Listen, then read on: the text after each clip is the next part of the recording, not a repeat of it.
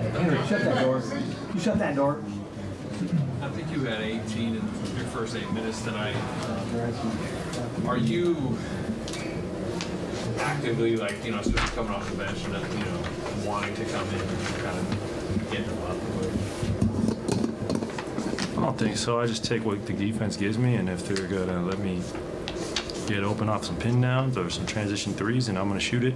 And I don't try and overthink things and just keep it simple, and that's usually when my game tends to flourish. Steve did say he is leaning into that idea of, you know, that he calls plays for you more to try to get in the game. Are you sensing that they're kind of going to you as a fresh leader off the bench? Yeah, and it's been working, so you know, I think hopefully we stick with it. Do you like it? I mean, I've been enjoying it. I mean, the record we have has been reflecting well of the situation, so it's been a fun run. Kerr said that he talked to you guys at practice, just how urgent things are, how big all these games are, but this one's obviously a big one. Did this feel like a big game, Klay? Did it feel almost a little playoffy? No offense to the LA crowd, but you couldn't really tell. I mean, I've been here during a finals game when I was 20 years old. I was very lucky to go with my dad in 2010, so didn't quite feel the same, but it was still a very important game, and I'm very happy with the turnout from our fans. It's cool to see how many Warrior fans show up. Sorry, go ahead. Klay, you've been really open about how that talk with Steve Kerr a while ago helped shift your perspective. I'm curious, since you guys had that talk, how has his words just resonated with you in terms of your perspective?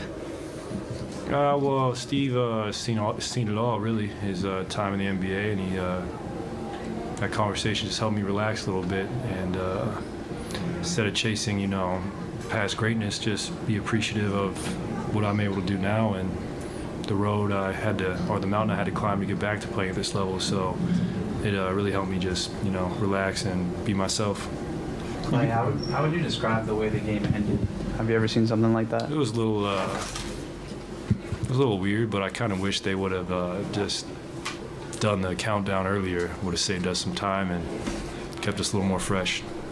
Klay, right here. Good seeing you again, my boy. Yeah, you know it. Pac-10, you know, Pac-10, Pac-12, last official game today. You did a lot in that conference. You know, I just wanted to ask you what that conference meant to you, and what are your thoughts about it ending too? That conference was everything for me, especially growing up in Oregon and moving to Southern California. So many great athletes came through the Pac-10 and Pac-12 now, but it was just really special being able to go to football games at Oregon growing up, or a game at Matt Court, you know, playing a youth basketball game at Gill Arena. To finally ending up at Wazoo was very special, and it's very sad, to be honest, because there'll be a whole generation of young athletes who don't know about the Pacific Conference and the history of it. So it's unfortunate, but I still cherish those memories of watching and participating in the conference, and it's just sad. It's just sad. What's it like to see Kuminga kind of go toe-to-toe with LeBron? Obviously, LeBron was going to get his, but Kuminga was going at it too. How much growth have you seen in him? Jonathan's been incredible for us. I mean, the athlete, he might be the best athlete in the NBA, just his ability to rise up and his combination of speed. So he is the future of the franchise, and we need him to go where we want to go this season. We all see the standings, and, you know, it might be tough to get out of the play-in. You might be playing the Lakers in a play-in game. Do you look to that? Do you say, no, there's many other things you could get? You get to 6, 7, whatever, or where's your mindset on that? We got 15, 16 games, so until those are complete, I'm not even paying it much attention, because I want to give it everything I got in this last part of the season, and then when that time comes, then I'll give it a lot of thought. Heads up. Oh, right.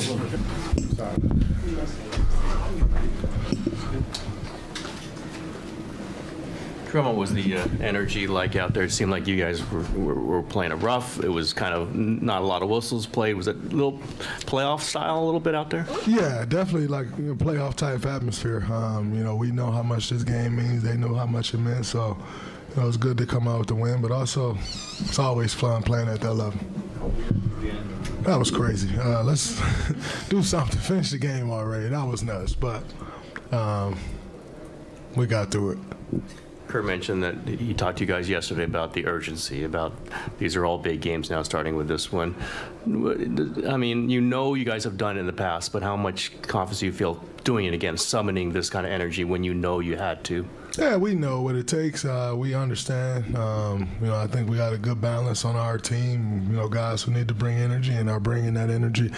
It was great for. Sometimes you kind of go in these situations and it's like, do you talk about it? Does it add more pressure? Do you kind of just and I thought it was amazing for Steve to come in like, listen, this is a big game. This is a playoff game, and we need to go out here with that type of focus and win it. And, guys were locked in and got the job done. You mentioned you're back and kind of your position in a couple of weeks now.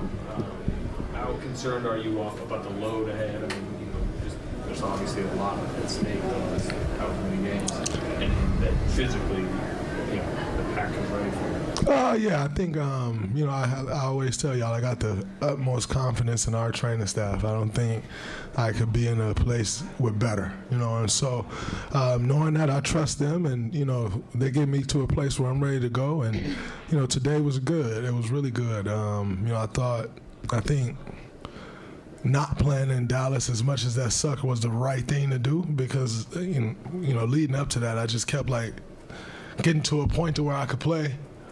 And then afterwards, the next day, I can't. I mean, not like I physically couldn't do it. I could go shoot, but I'd be overcompensating, trying to get back, feeling good. And then we got a game the next day, So it was good for me to kind of, it gave me an extra couple days of rest and allowed me to actually turn the corner.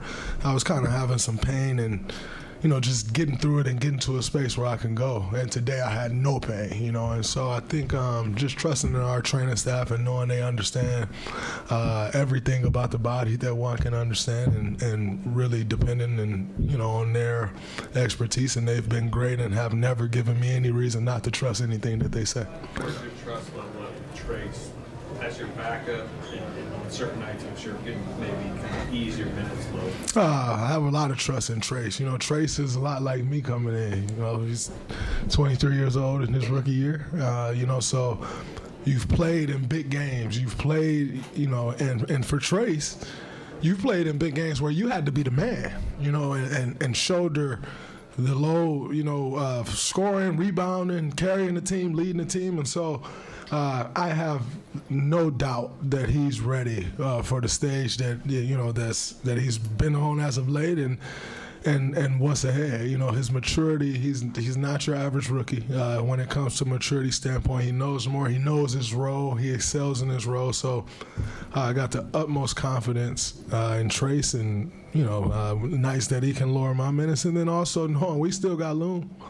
And Loon is ready to go at all times, and also Dario. So I got nothing but confidence in those guys. Draymond, with all that you guys have accomplished, despite the roadblocks this season, is there a sense that you get into the playoffs, nobody can beat you guys? Absolutely. That's always, how we go into playoffs feeling, knowing that anytime we get in, we got a chance. And so, the goal is for us, obviously, you don't want to be in the play-in. If we are, you just got to go win a game or two, which we've been in those positions before where you need to win a game or two to close a series, to get back in a series or whatever it is. So I know, we all know that if we get in, do our jobs this last 3.5 weeks, give ourselves a chance. Like our odds against anybody. I'm sure you've noticed the trend in points going down, foul calls going down. Does that suit you? Probably suits you. Does it suit this team maybe a little bit that, a little more is allowed out there? Certainly seemed like tonight that there was a little more allowed, a little more play allowed. Yeah, I think that's great. I always enjoy that time of year where, you're not getting the ticky-tack fouls. You got to play through some contact. Because we are a team, we don't sell calls. You can't get Steph to sell a call if his life depended on it. Klay's not going to sell a call, And so we are a team that naturally plays through that, and we've always said you don't want to learn and practice flopping because all of a sudden you get to playoffs and you're doing what you've been practicing. They don't call it. Those are turnovers, and we feasted on teams that does that over the years. So we don't want to be that team.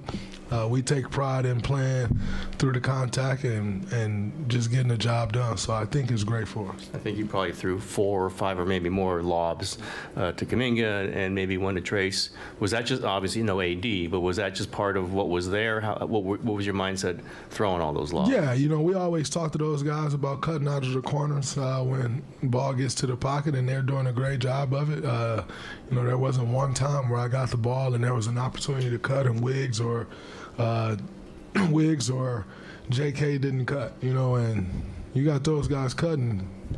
Leave it up to them. You rely on their athleticism. They're great receivers, as I call them. They go up and get the pass and just trust them. But, it all starts with Steph drawing the attention that he draws, which opened the pocket up and allowed me to make those plays. The lob to JK from half court, how much trust does that show in him that you're going to let that one fly? Yeah.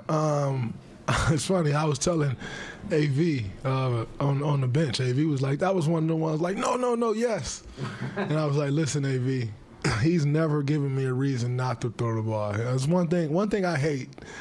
It's like every now and then you throw a lob. It's a very bang play. Every now and then you throw it. It might be way too high. And I just hate when a guy won't jump, because then it looks even crazier. If you jump and you don't get it, then it just goes over your hand. And it's like, all right, a little too high. But if I throw it high as hell and you don't jump, then I just look crazy. And JK has never done that to me. And so I have no reason not to trust that he's going to try to go get it. And if I can put it somewhere in the area, near the rim, I know what he's capable of doing. So I got nothing but trust in him, and I know he's going to attempt to go get it. And as long as he attempts to go get it, I trust that I'll put it on the money more often than I won't. Trey, come forward 8 minutes right away. Steve said he feels like he's kind of leaning into that bench score role. Have you seen? He's definitely leaning into it. He's enjoying it too. He comes like, Dre, man, this is nice. This is great. I think that's great for this team, but it also shows his maturity. You go so long starting. He's been starting since halfway through his rookie season, and had a resume that he has, built up an organization like he has, and then you're asked to take on a bench role. There's not many people that know how that feels, but there's a bunch of people that wants to judge it. And I felt like early on he was too worried about how people was judging it, and now he don't care. And once he stopped caring, his game did what we know Klay Thompson is capable of doing. So I think it shows incredible maturity in Klay, and want to extend this as long as we can. And I said, this is our baby. We've built this thing up from the ground up, and for him to accept the role, but not only accept the role, but pour into the young guys like he's been pouring into the young guys since he accepted the role, I think it's been huge. And when you got Klay Thompson feeding you confidence as a young guy, that takes you through the roof. And, it's allowing these young guys to play at the level that they're playing. Sometimes I don't feel like you get the credit you deserve, especially with what you bring offensively. I was learning a lot of you guys' plays. A lot of your stuff is more so off of read and react, and you bring that element to the table. What can you say to a lot of players out there with learning the IQ, and what can you tell your younger self too as well with coming in here? Was there anything that you would change too with things that you would learn coming into the NBA? I think having an IQ, a basketball IQ, is extremely important, because when a guy doesn't, it's glaringly noticeable. And so this is a gift of mine. It's something that my uncle taught me the game as a kid, to think the game, not just go out there and play the game and try to play off skill and athleticism, but actually think the game, see the floor, and I'm forever grateful for that. I have the opportunity to play with the 2 greatest shooters to ever play. That opens up the floor in a way that I could only dream of as playing the style of basketball that I like to play as a playmaker. When you got two guys like Steph and Klay, and I've had the honor of playing with those two guys my entire career, you learn how to play with them, you learn how to play off them, you learn how to use them to get other guys things, and you know, it's been great for me. And I think, you know, something that I would tell my younger self is just like, you know, to always remain confident. You know, there's times in my career where I've lost confidence in myself and my game, and like, yeah, I know what I'm capable of, you know, but, you know, you get those times where it's not quite going your way and you start to reel a little bit. So I would just tell, you know, my younger self, like, no matter what, you know the time you put in, always be confident in that. Great. All right, Steph Curry talked about how yesterday he mentioned how urgent things are, how big a game this is, and Draymond said maybe sometimes you don't want to hear that. It doesn't help, but maybe this time was the perfect time to hear that. Well, what did you think when he said that? Were you thinking the same, and how big did this game become then? You didn't have to tell me anything. I missed the last three, so I was excited just to be back. But you obviously understand the ramifications of every game we play down the stretch. I know the guys fought hard in Dallas and, you know, lost it late, so you want to have a nice bounce-back performance. But every game, especially against teams that are, you know, right in the right in the standings, you know, where it's all jumbled up in that plan, like, every game matters. So, and I knew we haven't won here in a while. I think like 2 years ago. So that was on top of mind too. Yeah. How was the ankle? Was there ever a moment when you had to think about it out there? Nah. It was as expected. Like, body felt good, loosened up as we went, and it was nice to just get my reps back and feel the competition again, even though it was just, 9-10 days. I did miss it for sure. You mentioned, you haven't won here in a while, just big picture, team you might see again in the play-in potentially. What kind of confidence can you guys draw from as a group winning here in the fashion that you did? I know AD missed the second half, but you understand what they've been playing well as well. And you understand what they do, putting pressure on you in the paint. If we try to keep the offensive side of the ball simple and not turn it over, then we give ourselves a great chance to defend them in the half court. Bron's going to get his. When AD was out there, he's going to get his. You try not to let him get too many open looks from three. And when we got stops, we were able to run too. JK got open a couple of times in transition. Wiggs did as well. So for us to push the pace off of stops is always big against a bigger team like that. And only 18 free throws. Yeah, I mean, you obviously noticed the trend in fouls not being called as much, points going down. You would think maybe the Warriors wouldn't love that, but in a different way, is this kind of playing to you, some of you guys' strengths, where, as someone said, you will never try to sell a call. Does this help you, maybe, you guys? I just feel as long as it's consistent either way, whatever the tone of the game is, that helps everybody out there just play a good brand of basketball. Less complaining, just go hoop. And when it becomes like one side or the other and you kind of feel it, that's where things kind of get a little wacky and you get distracted by it. So for us, it just makes it about the game. And, playing sound defense, obviously, if they're letting you be physical, you can use your hands a little bit, knowing that they're going to do it on the other side, but it does help you, just stay in front of guys and, play solid team defense. So the consistency is key when it comes to that. Last 2 minutes of the game, so over 20 minutes. How would you describe how strange that was? It was weird because every time, I don't know why we had the hope that we did after maybe the second one, but every time they put the ball in, we're like, all right, we're good. And then 2 dribbles and the whistles came back. So I never seen anything like that in my 15 years.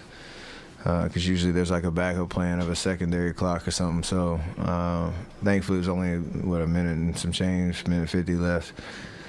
And once they did get the ball back and play, 2 possessions, and we kind of sealed the deal from there. But definitely weird. I watch a lot of golf. I don't know if they did like that playing through thing where you see the commercials running and they're just waiting for the game to come back, but it's probably not the greatest for TV. Steph, on that, in regards to reviews, what do you think can be done so that they don't take as long? I have no idea. I don't know. I've always wanted to know what's the conversation when they put the headphones on, and like who are they talking to, and what's the back and forth. Once you have a good read on whether the call should be overturned or not, like just sticking with your gut on that, and maybe that's the one thing about the calls that were tonight, like LeBron's heel on the line, Draymond's toe on the line, the offensive or the rebound that was simultaneously touched by 2 guys and they couldn't figure it out. They were all like, you have to zoom all the way in. So that's where technology kind of gets the best of you when you're trying to always, get it down to the frame that you can see it definitively. And it's weird that those 3 plays were kind of all in a row. So I don't know what the answer is, but just get it right. Steve was saying that he don't like replay, like he'd rather just have it for buzzer beaters. What's your general sense of that role? I do like it, to Medina's question, if it's quicker and doesn't interrupt the flow of the game. You want to get, there are calls that you need it, and it can dictate a momentum swing or a crucial 2 points or whatever the case is. And especially when you get the challenge right, having another one just in case there's something down the stretch. So I think it might be more just how can you make it quicker than taking it away. Steph, I've been.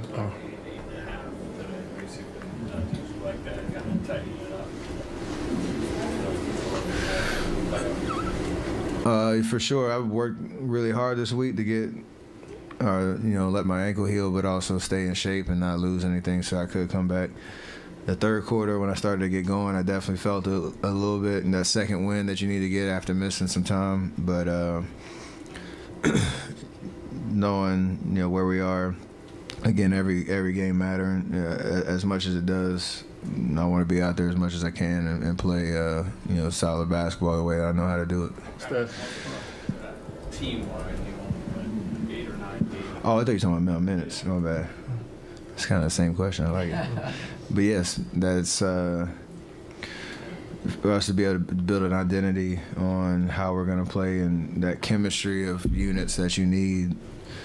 It is tough, Loon, Moses, Dario, probably in that order, and then you get down to Leicester and Rome, but especially, Loon and Moses, there's probably gonna be times where they're gonna be needed and they need to be ready, and that's the challenge that they face, and the trust that we have that they can get put in there at any moment and still be productive. But this part of the year, again, building an identity of how we're going to play and the chemistry of the rotations and having that. Everybody needs to be available, obviously, but that's huge to build confidence in how we need to play. Steph, one of the things that's really impressed me about you is what you've done for youth sports. I wanted to get your thoughts on you signing Malaysia, number 1. And then 2, I got a chance to go to your camp. Cooper Flagg, Ace Bailey, all the top players were there. You participated in every drill like you were trying to make it to the NBA.